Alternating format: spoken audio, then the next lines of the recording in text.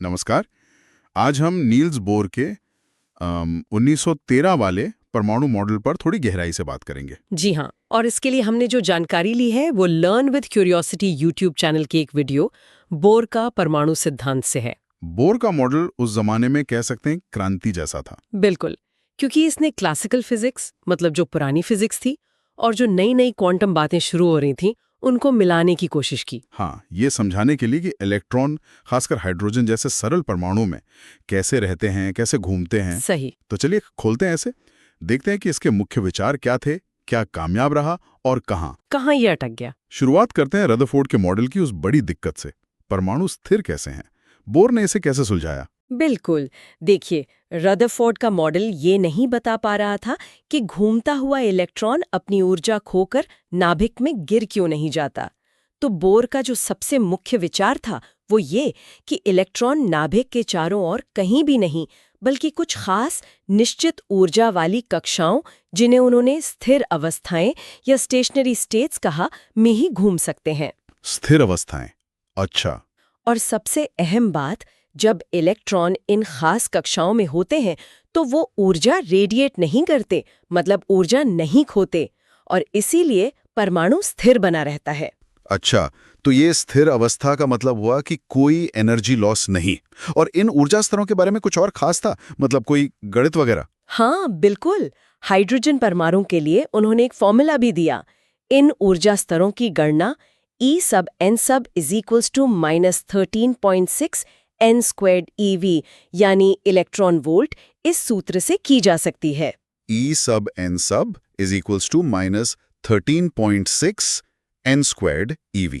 जी। यहाँ n जो है वो कक्षा की संख्या है, पहली, दूसरी, तीसरी वगैरह, और eV इलेक्ट्रॉन वोल्ट परमाणुओं की दुनिया में ऊर्जा नापने की एक छोटी इकाई है। जी। ये फॉर्मूला दिखाता है कि ऊर्जा के लेवल्स लगातार नहीं हैं, बल्कि क्वांटाइज्ड है, मतलब सीढ़ी के डंडों जैसे अलग अलग हैं। और जैसे जैसे आप ऊपर की कक्षाओं में जाते हैं ये डंडे पास पास आते जाते हैं। ये तो वाकई एकदम अलग सोच थी क्लासिकल फिजिक्स से। और मैंने सुना है कि कोणीय संवेग मतलब एंगुलर मोमेंटम, उसके बारे में भी कुछ ऐसा ही क्रांतिकारी विचार था। हाँ, वो भी बहुत बहुत महत्वपूर्ण है। बोर ने कहा कि इलेक्ट्रॉन का कोणीय संवेग, जिसे हम L = mv/r से लिखते हैं, वो भी क्वांटाइज्ड होता है। वो भी क्वांटाइज्ड मतलब वो कोई वैल्यू नहीं ले सकता, वो सिर्फ h2π का पूर्ण गुणक यानी इंटीग्रल मल्टीपल ही हो सकता है। तो L = n h2π, यहाँ n फिर से वही कक्षा संख्या है 1 2 3 और h है प्लैंक कांस्टेंट। अच्छा। ये विचार कि कोई फिजिकल प्रॉपर्टी जैसे एंगुलर मोमेंटम सिर्फ कुछ खास वैल्यूज ही ले सकती है, ये क्वांटम मैकेनिक्स की तरफ एक बहुत बड़ा कदम था। समझ गया। तो इलेक्ट्रॉन इन फिक्स्ड ऑर्बिट्स में हैं, ऊर्जा नहीं खो रहे हैं, उनका एंगुलर मोमेंटम भी फिक्स्ड है, लेकिन फिर वो एक ऑर्बिट से दूसरे में जाते कैसे थे? मतलब अगर ऊर्जा बदलनी है तो? हाँ, उसका भी जवाब दिया बोर ने। ऐसा होता है ऊर्जा को सोखकर यानी अब्जॉर्ब करके या निकालकर यानी एमिट करके।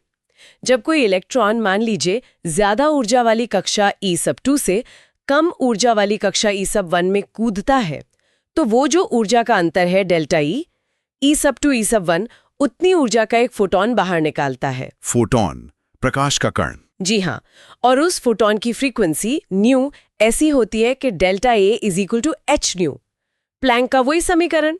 और इसी तरह अगर इलेक्ट्रॉन पर सही ऊर्जा h न्यू वाला फोटॉन गिरे तो वो उस ऊर्जा को सोखकर निचली कक्षा से ऊंची कक्षा में जा सकता है। अरे वाह! और इसी आइडिया से वो हाइड्रोजन स्पेक्ट्रम की रहस्यमयी लाइनें समझ में आ गई, है ना? बिल्कुल, ये बोर के मॉडल की सबसे बड़ी कामयाबियों में से एक थी। हाइड्रोजन से निकलने वाली रोशनी को जब प्रिज्म से गुजारते हैं तो कुछ खास रंगों की लाइनें दिखती हैं, स्पेक्ट्रल लाइंस। बोर का मॉडल, खासकर वो बामर सीरीज की लाइनें, उनकी वेवलेंथ या फ्रीक्वेंसी की एकदम सटीक भविष्यवाणी कर पाया। ये तो जबरदस्त बात थी। मतलब इसने परमाणु के स्थायित्व की समस्या हल की और स्पेक्ट्रम भी समझा दिया। निश्चित रूप से रदरफोर्ड का मॉडल ये नहीं कर पा रहा था, और क्वांटाइज्ड एनर्जी लेवल का जो विचार बोर ने दिया वो आगे चलकर मॉडर्न क्वांटम मैकेनिक्स की नींव बना। तो क्या ये मॉडल परफेक्ट था? कहानी यहीं खत्म हो गई? नहीं, पूरी तरह से नहीं। और यहीं पर विज्ञान की खूबसूरती है कि हर मॉडल की अपनी सीमाएं होती हैं। हाँ, मुझे लगता है कि ये शायद सिर्फ हाइड्रोजन और उसके जैसे मतलब जिनमें सिर्फ एक इलेक्ट्रॉन हो उन्हीं के लिए ठीक से काम करता था। आपने बिल्कुल सही पॉइंट पकड़ा। ये इसकी एक बहुत बड़ी सीमा थी। जैसे ही आप हीलियम, जिसमें 2 इलेक्ट्रॉन है, या उससे भारी परमाणुओं पर जाते हैं, ये मॉडल उनके स्पेक्ट्रम को ठीक से नहीं समझा पाता। इसका गणित मूल रूप से एक इलेक्ट्रॉन सिस्टम के लिए ही था।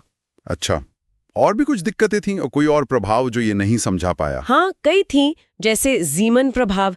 अगर आप हाइड्रोजन गैस को मजबूत चुंबकीय क्षेत्र में रखकर उसका स्पेक्ट्रम देखें, तो जो एक लाइन दिखनी चाहिए थी, वो कई बारीक लाइनों में बढ़ जाती है। ओह अच्छा। और ऐसा ही कुछ स्टार्क प्रभाव में होता है। बस वहां चुंबकीय क्षेत्र की जगह विद्युत क्षेत्र होता है। बोर का मॉडल ये स्प्लिटिंग क्यों होती है, ये नहीं बता पाया। इनसे पता चला कि मामला बोर के बताए गए सरल ऊर्जा स्तरों से कहीं ज्यादा पेचीदा है। शायद उन स्तरों के अंदर भी उपस्तर होते हैं। और एक और बात, बोर का मॉडल इलेक्ट्रॉन को एक कण की तरह एक निश्चित रास्ते पर घूमता हुआ मानता था, लेकिन बाद में डी ब्रॉगली ने बताया कि इलेक्ट्रॉन में कण के साथ साथ तरंग वाले गुण भी होते हैं, वेव पार्टिकल ड्युअलिटी। हाँ, वेव नेचर। जी, और बोर का मॉडल इस वेव नेचर को हिसाब में नहीं लेता था। साथ ही ये हाइजेनबर्ग के अनिश्चितता सिद्धांत का भी उल्लंघन करता था। अनिश्चितता सिद्धांत, वो क्या कहता है? वो सिद्धांत कहता है कि आप एक ही समय पर किसी कण की, जैसे इलेक्ट्रॉन की, सटीक पोजीशन और सटीक मोमेंटम, संवेग एक साथ नहीं जान सकते। जबकि बोर के मॉडल में तो इलेक्ट्रॉन एक तय कक्षा में तय वेग से घूम रहा था, जो इस सिद्धांत के हिसाब से मुमकिन नहीं है। समझ गया।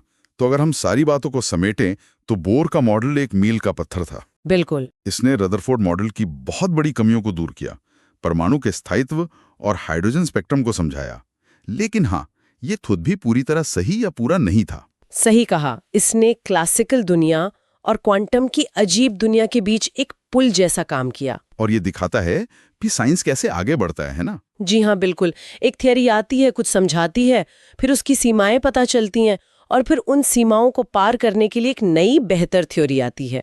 बोर के मॉडल की जो कमियां थीं, उन्होंने ही श्रोडिंगर, हाइजेनबर्ग जैसों को प्रेरणा दी कि वो क्वांटम मैकेनिक्स का एक ज्यादा मुकम्मल, ज्यादा गणितीय ढांचा तैयार करें, जो आज हम इस्तेमाल करते हैं। सही। और ये हमें सोचने पर मजबूर करता है। अगर बोर जैसा क्रांतिकारी मॉडल, जिसने इतनी बड़ी पहेलियां सुलझाईं, उसकी भी अपनी सीमाएं निकली, तो आज हम ब्रह्मांड के बारे में जो सबसे पक्की बातें समझते हैं, क्या पता उनमें भी ऐसी कमियां छुपी हों जिन्हें हम अभी देख नहीं पा रहे।